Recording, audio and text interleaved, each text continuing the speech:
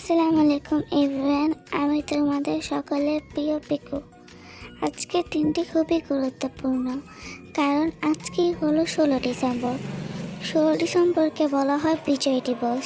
আমরা এই বিজয় পাওয়ার জন্য অনেক কষ্ট করেছি। টানা 9 মাস যুদ্ধ করে 30 লাখ মানুষের মৃত্যুতে আমরা স্বাধীনভাবে বাঁচতে পারছি। এই যুদ্ধে অনেক মায়ের তাদের সন্তানকে হারিয়েছে, আবার অনেক বোন তাদের ভাইকে হারিয়েছে। পাকিস্তানি বাহিনীরা আমাদের দেশে জ্ঞানী জ্ঞানী মানুষদের হত্যা করেছে। আমি আমাদের শহীদদের শ্রদ্ধা জানাচ্ছি। আর তোমরাও জানাবা।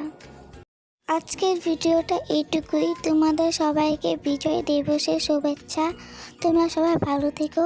তোমাদের যে ভিডিওটি ভালো লাগে তাহলে একটু লাইক এবং সাবস্ক্রাইব করে দিও, এবং যদি ফেসবুক পেজ থেকে দেখে থাকো তাহলে একটু ফলো এবং লাইক করে যেও। টাটা।